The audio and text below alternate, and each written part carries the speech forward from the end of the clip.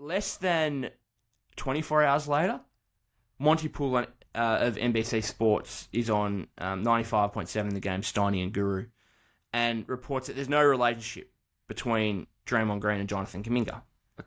Or not a good relationship, whatever it is. I think he said, no, there's no relationship, and that it's up to Draymond to fix that. And obviously, the punch last season not only impacted Dre's relationship with Jordan Poole, but it clearly affected Dre's relationship with everyone in the franchise, really. And it must have, particularly the young players, because again, I put myself in that position, and if I was a teammate, if I was a Kuminga or a Moody in that situation, watching that, I'm like, what's stopping him doing that to me?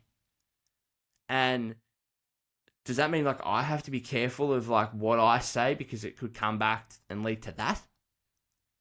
Even if I am not the outspoken person that Jordan Poole is, and that's the thing, is once someone in their work environment can't be who they want to be, kind of thing, then that's not going to lead to great productivity in terms of what they're there to do. And in this case, it's there to play NBA basketball and develop themselves to the best player they can be for the good of the team.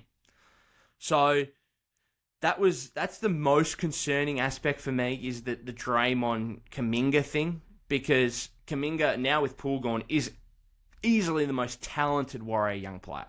Now, maybe Moses Moody plays more than Jonathan Kuminga next season, and that would probably be a disappointing thing, because I think Kuminga's at a point here where he's a bull at a gate right now. He's ready to explode. Give me the playing time. I'm here. I'm ready to arrive. And he's just waiting for that opportunity. Draymond is big in that, because it's not just about the relationship he has with Kuminga. It's about how that feeds in to the team overall. Because there's clearly, now, while the Warriors have delved more into their championship agent core this offseason by trading Jordan Poole for Chris Paul, there is still a big need for Jonathan Kuminga and Moses Moody to be really valuable players next season.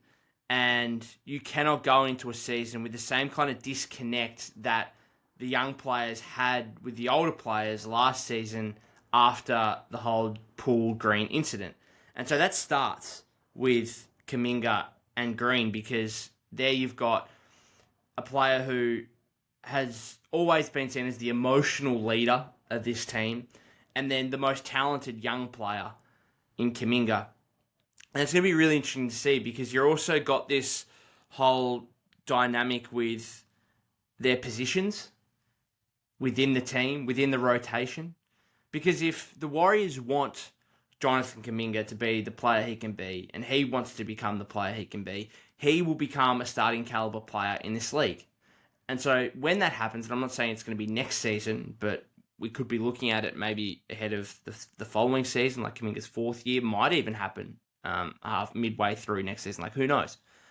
But when that time comes, if it does come, how is Draymond going to react to that? Because to me, he's the clear one that would be in the firing line to move back to the bench in that scenario.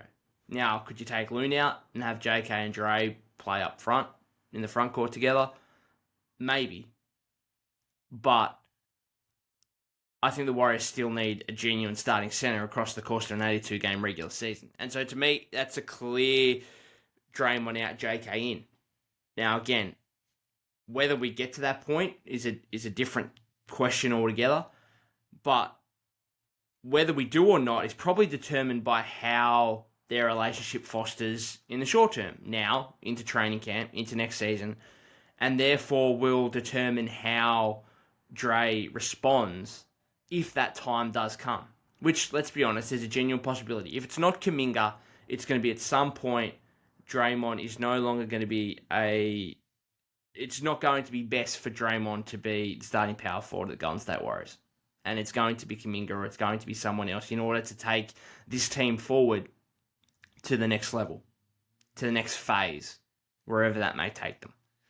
And so, as I said, that's why this whole Green-Kuminga relationship is really important, because it's an encapsulation of the whole young v old kind of disconnection that there is at the Warriors at the moment. And it's a pretense of what could happen down the line with Green and Kuminga in the starting power forward spot of the Warriors. And so that's why when I say that, Green's comments could destabilize the Warriors again, like this is why I'm saying that.